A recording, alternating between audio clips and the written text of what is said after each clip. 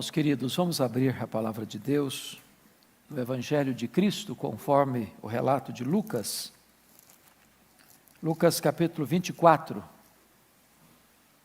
E nós faremos a leitura dos versos 13 ao verso 35.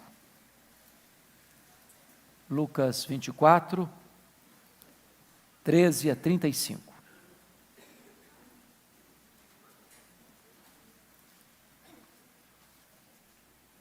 Os discípulos no caminho de Emaús.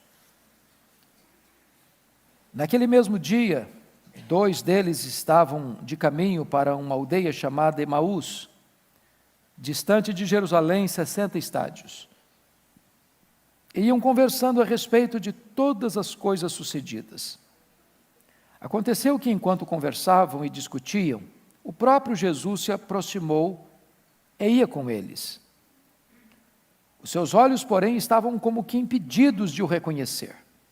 Então, lhes perguntou Jesus: que é isso que vos preocupa e de que ides tratando à medida que caminhais? E eles pararam entristecidos. Um, porém, chamado Cleopas, respondeu dizendo: és o único, porventura, que, tendo estado em Jerusalém, ignoras as ocorrências destes últimos dias? Ele lhes perguntou: quais? E explicaram: o que aconteceu a Jesus o Nazareno, que era varão profeta, poderoso em obras e palavras, diante de Deus e de todo o povo. E como os principais sacerdotes e as nossas autoridades o entregaram para ser condenado à morte e o crucificaram. Ora, nós esperávamos que fosse ele quem havia de redimir a Israel. Mas depois de tudo isso, e já é este o terceiro dia, desde que tais coisas sucederam. É verdade também que algumas mulheres das que conosco estavam, nos surpreenderam, tendo ido de madrugada ao túmulo. E não achando o corpo de Jesus, voltaram dizendo terem tido uma visão de anjos, os quais afirmam que ele vive. De fato, alguns dos nossos foram ao sepulcro e verificaram a exatidão do que disseram as mulheres, mas não o viram. Então lhes disse Jesus: ó nécios e tardos de coração, para crer tudo o que os profetas disseram. Porventura não convinha que o Cristo padecesse e entrasse na sua glória? E começando por Moisés, discorrendo por todos os profetas, expunha-lhes o que a seu respeito constava em todas as Escrituras. Quando se aproximavam da aldeia para onde iam, fez-lhe menção de passar adiante. Mas eles o constrangeram, dizendo: fica conosco, porque é tarde, o dia já declina. E entrou para ficar com eles. E aconteceu que, quando estavam à mesa, tomando ele o pão, abençoou-o, e tendo-o partido lhes deu. Então se lhes abriram os olhos e o reconheceram, mas ele desapareceu da presença deles. E disseram um ao outro: porventura não nos ardia o coração quando ele pelo caminho nos falava, quando nos expunha as Escrituras?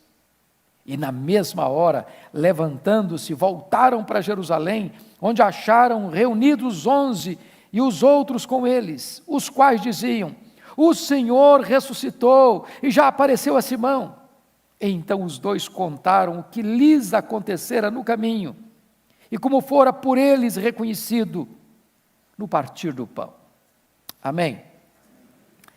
Eu quero pensar com vocês nesta manhã sobre o tema: o impacto da ressurreição de Jesus Cristo. Amados, é ponto absolutamente claro para a nossa fé, de que as melhores notícias que o mundo já ouviu vieram do túmulo vazio de Jesus Cristo. Na verdade, a história da Páscoa não termina num funeral, mas sim com uma festa.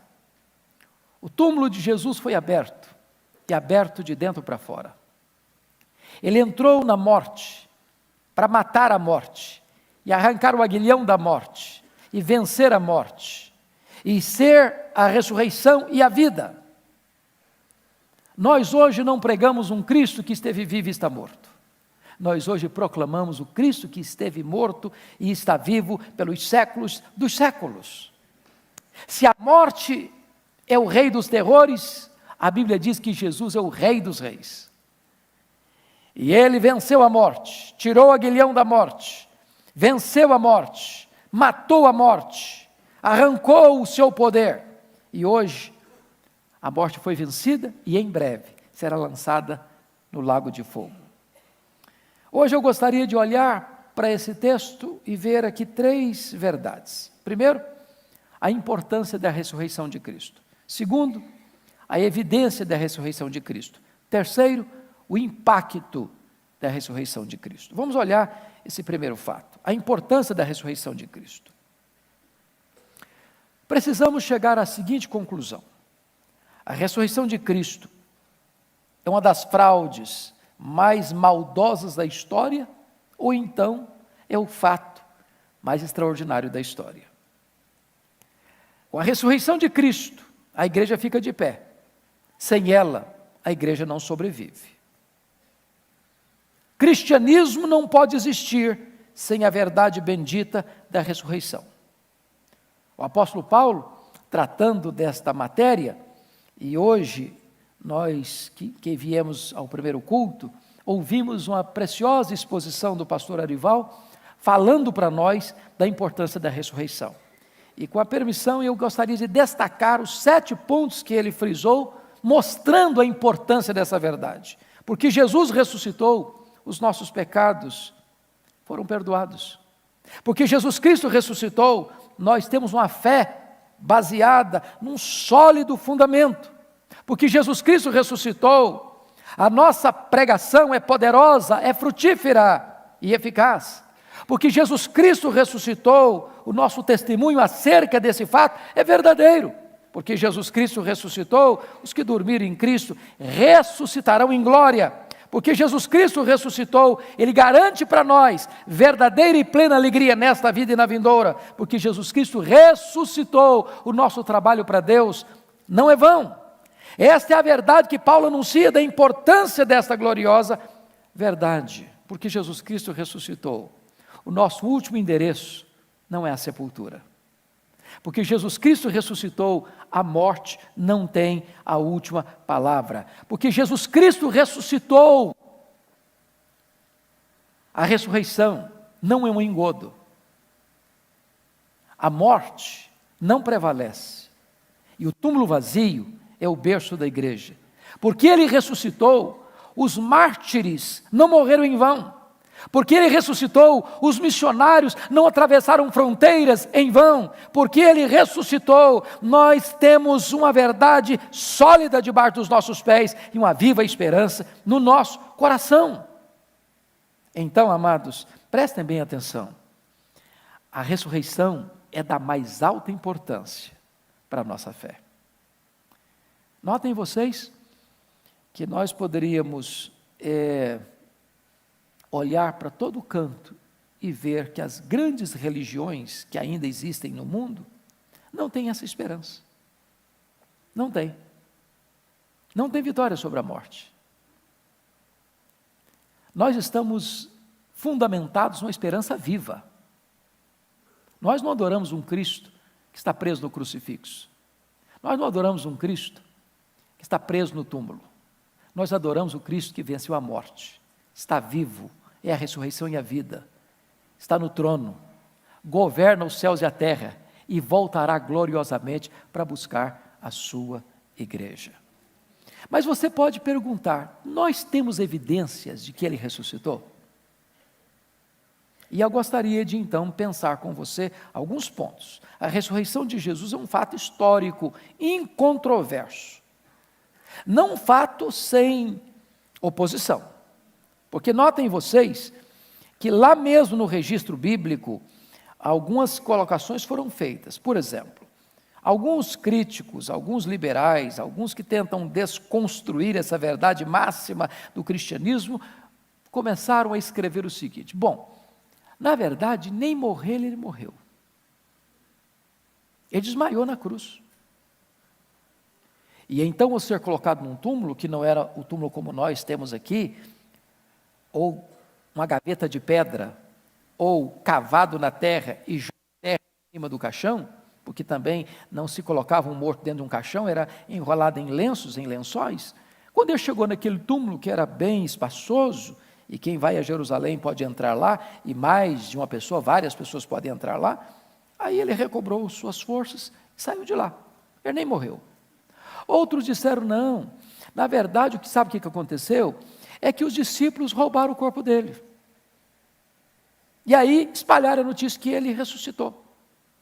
Outros disseram, não.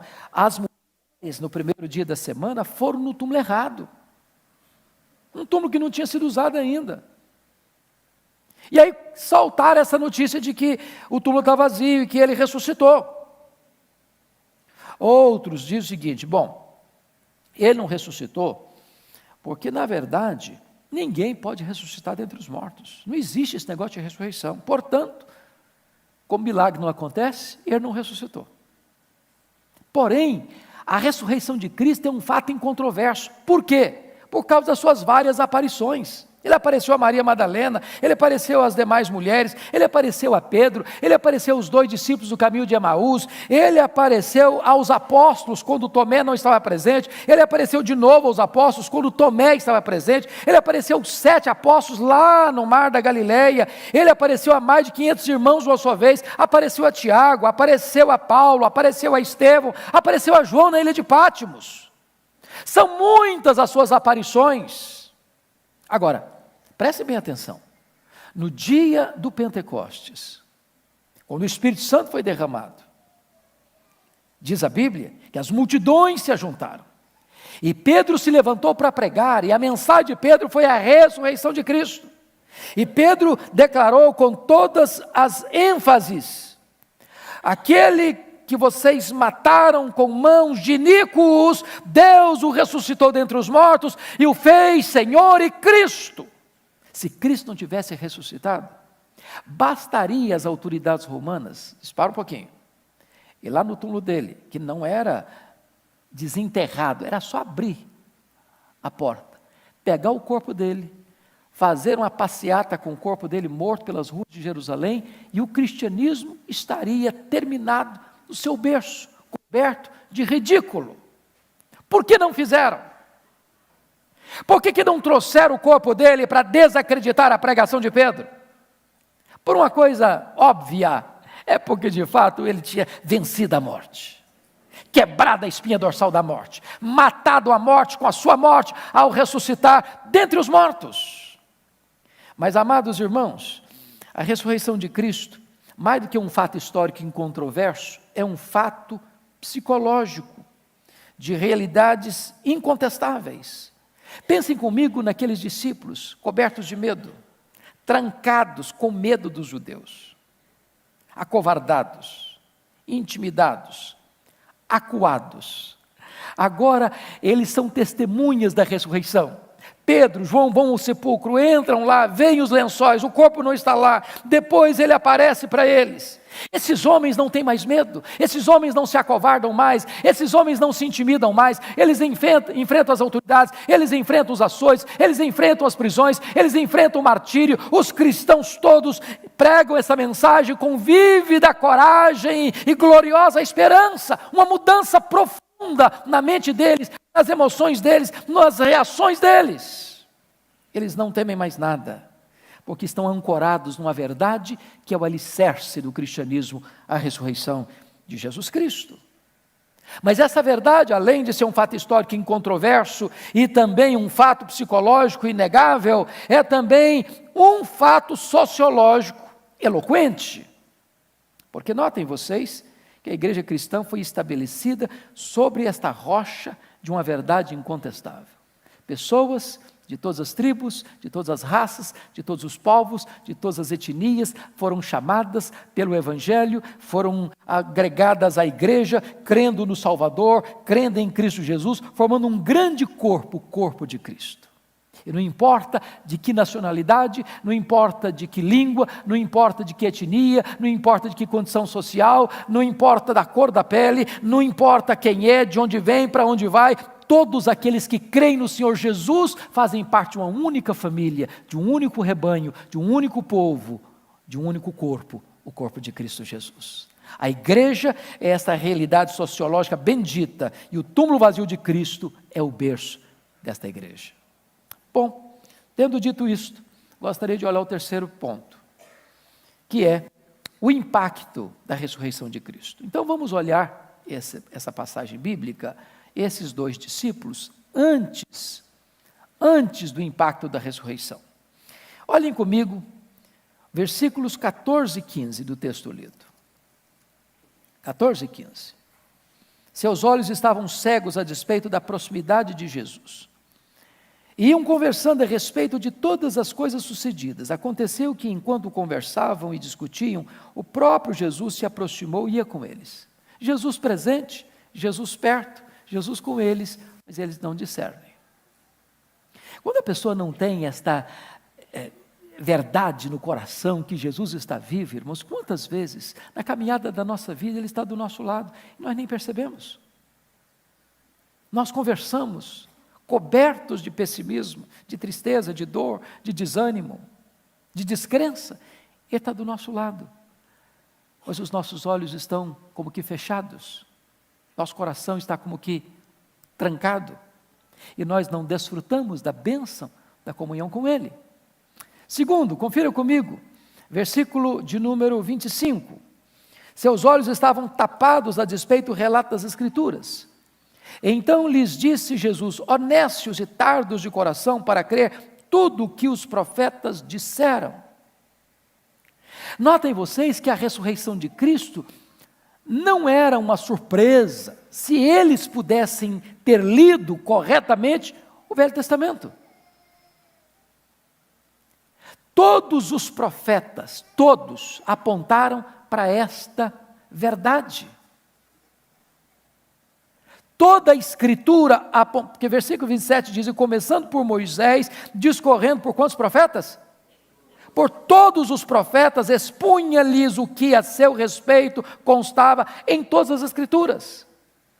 Então aqueles que olhavam para as Escrituras, para as promessas de Deus, para as profecias, sabiam, à luz dessa Escritura veterotestamentária, que o Cristo de Deus haveria de padecer nas mãos dos pecadores, mas que as mãos dos pecadores não haveria de prevalecer sobre ele. Ele venceria a morte, ele mataria a morte, ele triunfaria sobre a morte não podia detê-lo. As Escrituras estavam todas elas provando esta realidade inegável. Agora, preste bem atenção com isso. Toda vez, meu irmão, minha irmã, que você caminha pela vida sem a luz da Escritura, sem o entendimento das Escrituras, você vai caminhar cabisbaixo, você vai caminhar triste, você vai caminhar para o ocaso, você vai caminhar sem esperança, você vai caminhar desiludido, você vai caminhar completamente desassistido de alegria, como aqueles dois caminhantes de Emaús. Terceiro lugar, veja comigo os versos 22 a 24. Seus olhos estavam fechados a despeito do testemunho dos irmãos. É verdade que também algumas mulheres das que conosco estavam nos surpreenderam, tendo ido de madrugada ao túmulo. E não achando o corpo de Jesus, voltaram dizendo terem tido uma visão de anjos, os quais afirmam que ele vive. De fato, alguns dos nossos foram ao sepulcro, Pedro e João no caso, e verificaram a exatidão do que disseram as mulheres, mas não o viram. Vejam vocês que quando esta verdade da ressurreição não está pulsando na nossa alma, nós recusamos a crer no testemunho eloquente, pessoal, testemunhal das pessoas. As pessoas não me ouvi, eu tive um encontro com ele, o túmulo está vazio, ele apareceu, os anjos falaram, mas eu não vi. Caminharam desesperados, frustrados, abatidos, a despeito de testemunhos tão vívidos. As evidências são claras. túmulo está aberto, o túmulo está vazio. Os anjos falaram, as mulheres testemunharam, Pedro e João estiveram lá, entraram lá, viram os lençóis lá, mas nós ainda continuamos desassistidos de esperança. Quantas pessoas no nosso meio que caminham assim, vendo pessoas transformadas, vendo testemunhos eloquentes, mas caminham sem qualquer esperança, num reducionismo, num achatamento de vida, porque não dão crédito ao que as outras pessoas têm dado do poder da ressurreição na sua vida. Quarto lugar. Olha comigo o versículo 14. E iam conversando a respeito de todas estas coisas. Agora olha o verso 20. E como os principais sacerdotes e as nossas autoridades o entregaram para ser condenado à morte e o crucificaram. Então, seus pés estavam na estrada da fuga, a despeito das várias evidências da ressurreição. Estavam caminhando, voltando para Emaús, talvez onde residiam, desistiram de tudo. Desistiram do apostolado, desistiram do discipulado, desistiram de crer, desistiram da caminhada, botaram o pé na estrada da dúvida, do ceticismo, da incredulidade. Para esses, a história deles termina na sexta-feira da paixão. Parece que a morte venceu. Parece que Pilatos prevaleceu. Parece que o Sinédrio estendeu a bandeira da vitória. Completamente desanimados, desassistidos, tristes, decepcionados, sem qualquer esperança. Caminhando para onde? Para Emaús. Onde fica Emaús? No ocidente, no ocaso, no pôr do sol, na noite escura, no caminho da desesperança. Gente concentrada nos seus problemas, gente que não olha para a solução, porque não tem o impacto da ressurreição de Cristo em sua vida. Qual o resultado final disso? Confirma comigo, versículo 17. Pode ler o 17 comigo? Vamos juntos? Então, lhes perguntou Jesus: que é isso que vos preocupa? De que ides tratando à medida que caminhais? E eles pararam entristecidos. Você já viu crente triste? Eu já. Você já olhou para crente que parece que ele está na sexta-feira da paixão? Está na cara dele, sexta-feira. Não tem alegria, irmãos. Cara comprida, parece que chupou limão, comeu jiló. Não tem um sorriso, não tem um brilho nos olhos, não tem uma bandeira desfraldada de alegria no coração, não tem uma esperança viva, caminha sem entusiasmo, caminha completamente debaixo de uma camisa de força do pessimismo, da derrota, do fracasso, tristeza, uma via sacra de lamento, de dor.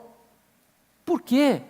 Porque não tomam posse desta gloriosa verdade de que Jesus está vivo, Ele venceu a morte, Ele ressuscitou, Ele é a ressurreição e a vida, e nós caminhamos para esta gloriosa esperança.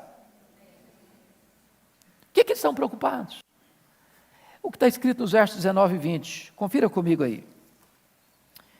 Ele lhes perguntou quais, e explicaram o que aconteceu a Jesus o Nazareno, que era varão profeta, poderoso em obras e palavras, diante de Deus, diante de todo o povo, e com os principais sacerdotes e as nossas autoridades, o entregaram para ser condenado à morte, e o crucificaram. Sabe o que estão dizendo? O justo padecendo na mão do ímpio. Quanta gente hoje que é crente, que vive essa mesma realidade de tristeza, de angústia. Eu sou crente, gente de Deus, gente piedosa, gente que anda com Deus, gente que fez a obra de Deus, gente que realizou grandes obras para Deus, está aí, terminando a vida, fracassado, derrotado, crucificado, morto, sepultado. O mal venceu, a violência venceu, o ódio venceu. Quantas pessoas assim hoje, completamente confusas e perdidas, tomadas pelo drama do sofrimento do justo. Por quê? Porque não foram impactadas pelo poder da ressurreição. Veja o verso 21 comigo. Você pode ler o verso 21, por favor? Ora, nós esperávamos que fosse ele quem havia de redimir a Israel, mas depois de tudo isto, é já este o terceiro dia, desde que tais coisas aconteceram. Seus corações estavam cheios de esperanças frustradas. Esperanças frustradas. Eu até esperava que fosse ele. Por um tempo nós acreditamos nisso.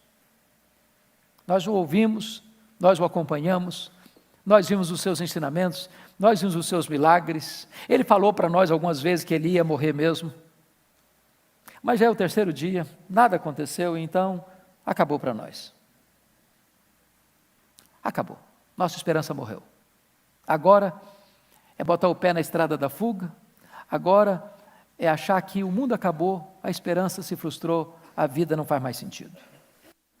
Estou de malas prontas, botando o pé na estrada do fracasso, da derrota e do desânimo.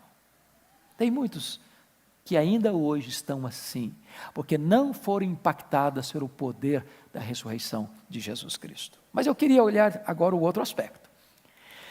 Qual foi o impacto que a ressurreição de Jesus Cristo produziu na vida desses dois homens? Vejamos. Primeiro lugar, confira comigo, por favor, versos 26 a 28. Vamos todos ler esses versos, 26 a 28. Vamos juntos? Porventura, não convinha que o Cristo padecesse e entrasse na sua glória? E começando por Moisés, discorrendo por todos os profetas, expunha-lhes o que a seu respeito constava em todas as Escrituras. Agora note o verso 28.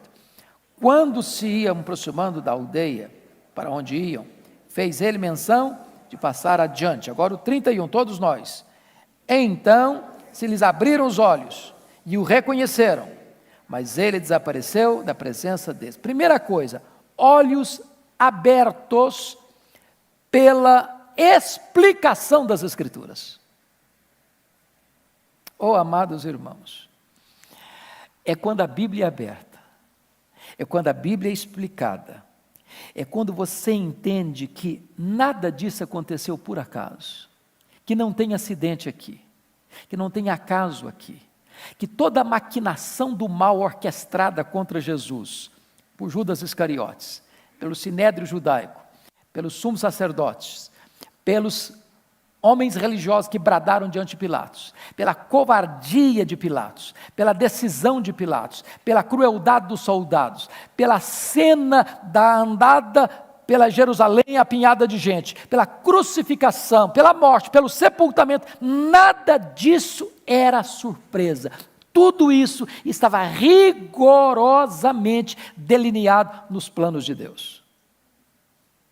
Quando a Escritura foi aberta, quando a Escritura foi explicada, desde lá a lei, desde os profetas, desde os salmos, desde toda a Escritura, quando a palavra de Deus foi aberta diante deles, de repente, a luz raiou, o entendimento chegou, a verdade alcançou o coração deles, e eles então puderam ter os seus olhos abertos pela explicação das Escrituras.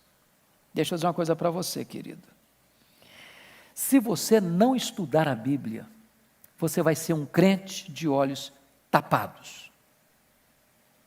Você vai olhar, mas não vai enxergar. Você vai ouvir, mas não vai entender. Você vai ter evidências, mas não vai crer. Porque você só conhece pela Escritura. Por isso que nós, como o pastor Arivaldo disse hoje no culto da manhã, valorizamos tanto a pregação da Escritura. Porque é pela pregação é que vem a fé. A Bíblia precisa ser aberta. Você quer conhecer Jesus? Examine as Escrituras. Você quer ter mais luz na sua vida? A Bíblia é essa luz. Você quer ter mais fé? A fé vem pelo ouvir. Você quer ter mais santidade? É pela palavra que você vai ser santo. Você quer ser bem-sucedido na vida? É examinando as Escrituras. Então, deixa eu dizer uma coisa para você. Ou você vai abrir sua Bíblia, estudar a sua Bíblia, meditar na sua Bíblia, ouvir a palavra de Deus, ou você vai ser vencido pela preocupação, pela tristeza, pela desesperança e pela incredulidade. Segundo lugar, olha comigo os versos 29 e 32. Vamos ler o 29 agora, por favor. Mas eles o constrangeram dizendo: fica conosco, porque é tarde, e o dia já declina. E entrou para ficar com eles. Agora o verso 32. E disseram um ao outro: porventura, não nos ardia o coração, quando ele, pelo caminho, nos falava, quando nos expunha as Escrituras? Então preste atenção agora. Primeiro, olhos abertos pela explicação das Escrituras. Segundo, corações ardentes pela comunhão com Jesus. Ô irmãos, você algum dia na vida já experimentou esse negócio? Coração ardendo. Algum dia na sua vida, na sua experiência espiritual, você já estava lá, na sua intimidade com Deus, lendo a sua Bíblia, e de repente seu coração começou a ferver? Um fogo dentro de você. Coração pegando fogo. Que coisa sublime é isso, irmãos? Quando você tem intimidade com Jesus, quando seus olhos são abertos para você ver que Jesus está vivo, que Ele é o seu Senhor, que Ele é o seu Salvador, que Ele é a sua esperança, que Ele é a razão da sua vida, o seu coração começa a arder. Há um entusiasmo dentro de você, há uma chama dentro de você, o Espírito sopra sobre você, tira as cinzas, reacende as brasas, e este fogo santo começa a queimar na sua vida, a frieza espiritual vai embora, a vir à casa de Deus não é um peso, adorar a Deus é uma alegria, orar a Deus é um deleite, andar com Jesus passa a ser o sentido da sua vida. Quantas pessoas, irmãos, que dizem como profeta, lá na época do profeta Malaquias, e a igreja é um peso, o culto, ai meu Deus, que canseira, louvar a Deus é um sacrifício, e orar a Deus parece que não faz sentido, você começa a ler a Bíblia, dá sono, você vai para a igreja e você escuta, mas aqui não toca você, e você volta do mesmo jeito. Você precisa pedir a Deus, que Ele aqueça o seu coração, que a verdade da ressurreição inflame a sua alma, para que você experimente o gozo da intimidade com o Senhor Jesus Cristo. Terceira coisa, confira comigo, por favor, versos 33 a 35. Vamos juntos? E, na mesma hora, levantando-se, voltaram para Jerusalém, onde acharam reunidos 11, e outros com eles, os quais diziam: o Senhor ressuscitou e já apareceu a Simão. Então os dois contaram o que lhes acontecera no caminho, e como fora por eles reconhecido no partir do pão. Então preste bem atenção. Em primeiro lugar, nós estamos falando de olhos abertos pela explicação das Escrituras. Segundo, corações ardentes pela comunhão com Jesus. Mas terceiro, pés velozes para proclamar a ressurreição de Jesus Cristo. Sabe o que eu acho maravilhoso? Eles estão indo para Emaús, o dia está assim terminando, é o ocaso, está entardecendo, a noite está chegando. E eles disseram assim para Jesus, eles não sabiam que era Jesus: fica conosco, já é tarde. Eles não estão fazendo um convite para Jesus, nós estamos fazendo um convite para o estranho. Está na hora de dormir, está na hora de descansar, a caminhada foi longa. Estamos exaustos, fim de linha. Mas no momento em que os olhos abriram e o coração aqueceu, eles agora não pensam se é tarde, se é noite, se é perigoso, se tem hora, se precisa descansar. Imediatamente eles retornam para Jerusalém. Oh, amados, que coisa linda isso! Quando você tem um encontro com o Cristo vivo, não tem cedo, não tem tarde, não tem dia, não tem noite, não tem lugar perigoso. Você quer ir, você tem pressa para ir, você tem uma mensagem para entregar. Ele ressuscitou, Ele está vivo, Ele é a razão da nossa vida, Ele não nos frustrou não, o que Ele prometeu Ele cumpriu, Ele venceu a morte, Ele é a razão da nossa vida. Então é hora de você parar para perguntar, até que ponto a ressurreição produziu impacto na sua vida? Seus olhos já foram abertos? Seu coração já está pegando fogo? Seus pés já são ágeis e velozes para levar essa mensagem? Essa é uma pergunta que você e eu precisamos fazer. Então, eu termino aqui. Olhos abertos, coração aquecido, pés velozes e lábios abertos para proclamar. Ele ressuscitou. Nós o vimos. Não dá para você ter um encontro com o Cristo vivo e isso não dizer nada para você. Você não contar isso para os outros. Irmãos, nós vivemos num mundo marcado de desespero e desesperança. As pessoas estão desesperadas e sem esperança. E você encontrou a mensagem da esperança, a mensagem da vida, a mensagem da salvação. O que é que você vai fazer com essa mensagem? Leve essa mensagem. Se os seus olhos foram abertos, se o seu coração está aquecido, se os seus pés estão na estrada do testemunho, abra sua boca e anuncie que Ele vive. Que Deus nos ajude, que Deus nos abençoe, que Ele abra os nossos olhos, que Ele inflame o nosso coração, que Ele apresse os nossos passos, que Ele abra a nossa boca para dizer que Ele está vivo. Curva sua fronte, por favor. Nós vamos orar.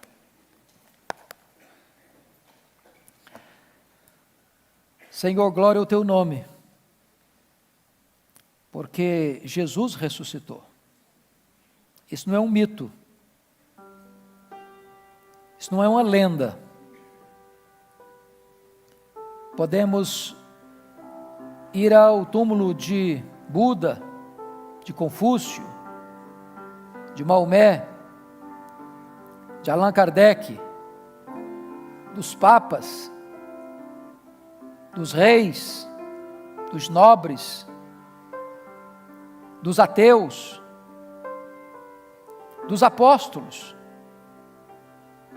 dos mártires do cristianismo, dos reformadores, dos avivalistas. E esses túmulos estão fechados. Mas o túmulo de Jesus está aberto. Ele venceu a morte. Ele é a ressurreição e a vida. Ele é a nossa esperança. Bendito é o Teu nome.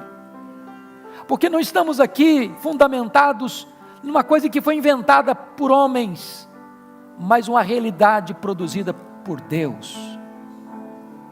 Ah, Senhor, que significado bendito tem esta ressurreição, a esperança para nós. A morte não tem a última palavra, a sepultura não é o nosso último endereço, nós não caminhamos para um ocaso. Agora faz sentido viver, faz sentido morrer, porque morrer para nós é lucro. Glória ao Teu nome, porque temos uma viva e gloriosa esperança. Ah, Senhor, o que nós te pedimos nesta manhã é que Tu impactes o nosso coração com esta mensagem, como aconteceu com aqueles 2 caminhantes de Emaús. Meu Deus, abra os nossos olhos. Meu Deus, inflame o nosso coração. Meu Deus, apressa os nossos pés. Meu Deus, abra a nossa boca, para que testemunhemos na cidade de São Paulo, nesta nação tão machucada e ferida pelo desespero e desesperança, que há esperança. Jesus Cristo está vivo, Ele reina, Ele é o Senhor, Ele é o Salvador, e Ele vai voltar. Louvado seja o Teu nome. Muito obrigado pela Tua palavra, em nome de Jesus. Aleluia. Amém.